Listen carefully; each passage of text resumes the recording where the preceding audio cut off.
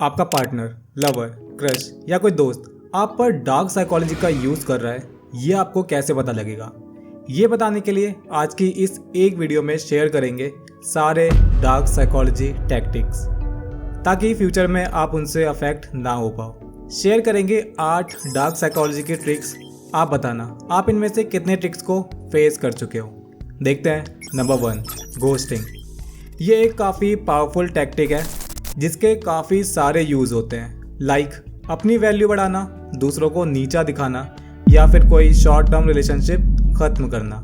इस ट्रिक में इंसान पहले तो बहुत ज़्यादा इंटरेस्ट दिखाता है, आपको वैल्यू देता है, एक्सेसिव अटेंशन देता है और फिर घोस्ट कर देता है।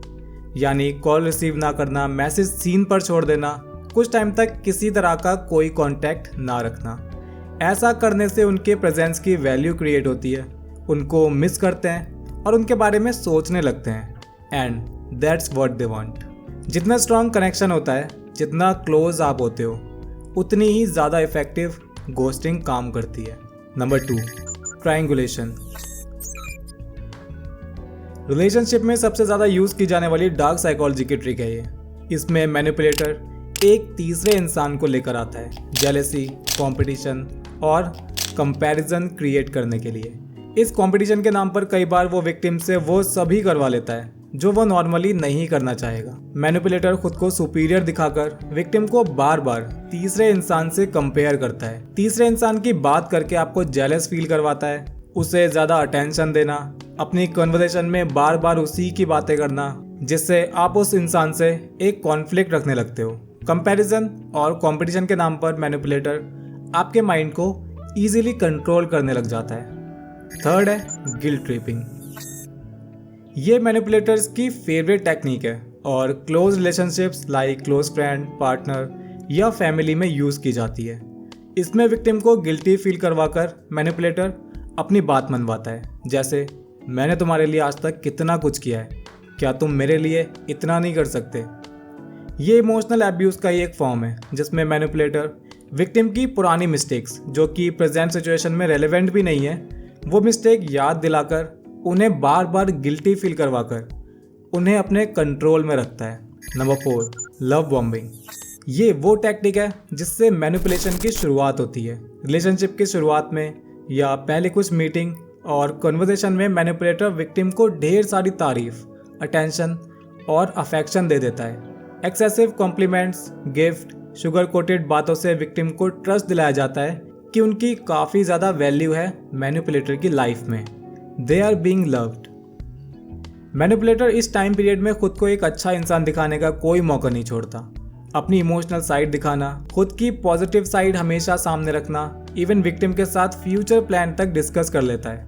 अपने इमोशंस को जब मैनिपुलेटर शेयर करता है तो लगता है कि हाँ, हम उनके लाइफ में एक इम्पॉर्टेंट पार्ट बन चुके हैं। लेकिन उन्हें नहीं पता होता कि ये जो भी पॉजिटिविटी मैनिपुलेटर शेयर कर रहा है वो फेक पॉजिटिविटी है।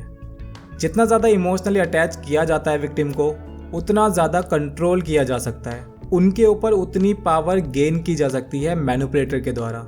इतना सारा लव, अफेक्शन और अटेंशन देने के बाद मैनिपुलेटर ये सब एकदम वापस ले लेता है, अपनी पर्सनैलिटी पूरी तरह से चेंज कर देता है, जिससे विक्टिम में उनकी अटेंशन और प्यार की क्रेविंग होने लगती है और मैनिपुलेटर उसे कंट्रोल करके अपनी डिमांड्स पूरी करवाने लगता है। फिफ्थ है आइसोलेशन।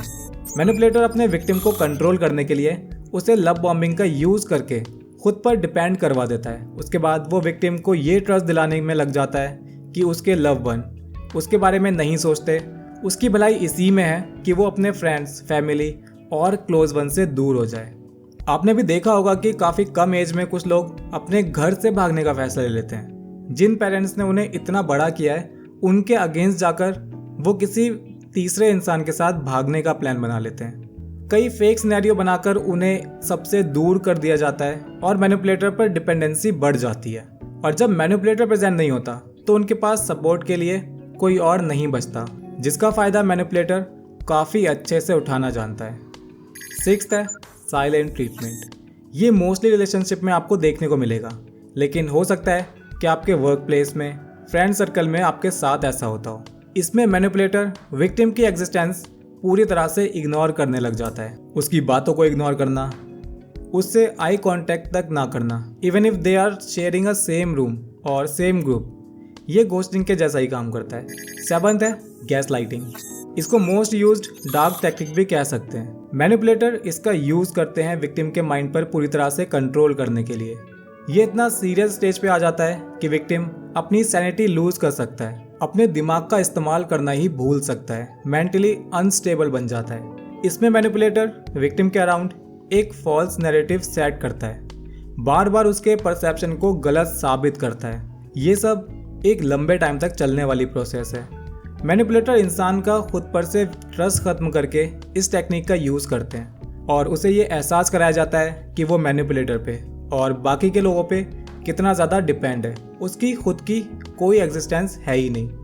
वो अपनी खुद की एग्जिस्टेंस पर क्वेश्चन करने लग जाते हैं। वो इंसान एग्जिस्टेंशियल क्राइसिस में चला जाता है और इस कंडीशन में उसे मैनिपुलेट करना और भी ज़्यादा आसान हो जाता है। गैस लाइटिंग, ये टर्म आया था 1938 के एक प्ले गैस लाइट से।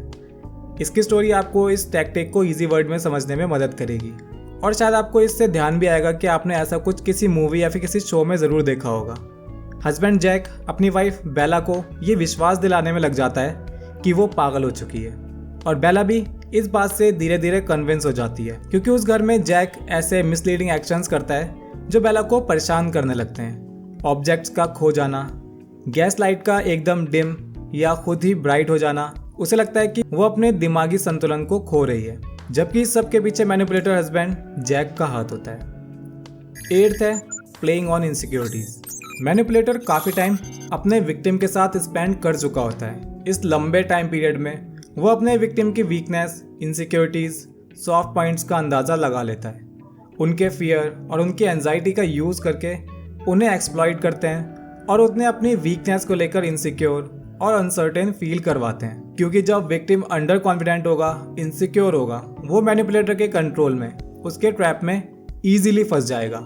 लाइक अगर आपने उसे फ्रेंड समझकर बता दिया कि आपको पब्लिक स्पीकिंग में डर लगता है, कुछ टाइम बाद जब आप हिम्मत करके ट्राई करते हो पब्लिकली बोलने का, कोई स्पीच देने का या फिर किसी कंपटीशन में पार्टिसिपेट करने का, आप ठीक ठाक अच्छी तरह से बोल भी लेते हो, लेकिन मैनिपुलेटर आपके अंदर का डर खत्म नहीं होने देगा, कुछ भी पॉजिटिव नहीं बोलेगा। वो बोलेगा तुम्हें तो बिल्कुल ही बोलना नहीं आता, तुम तो बहुत नर्वस लगते हो, तुम पब्लिकली बिल्कुल ठीक से नहीं बोल पाते। इस तरह विक्टिम की इनसिक्योरिटीज को अपनी पावर बढ़ाने के लिए मैनिपुलेटर यूज करते हैं। इनमें से काफ़ी सारी ट्रिक्स ऐसी होंगी जो आपने अपनी लाइफ में कहीं ना कहीं देखी होंगी या आप पर यूज हुई होंगी। अपना एक्सपीरियंस कमेंट सेक्शन में शेयर कर सकते हैं। वीडियो को लाइक कर देना, अपने दोस्तों के साथ शेयर कर देना ताकि वो भी इस तरह के ट्रैप से बच पाएं। Subscribe the psychology classes for more.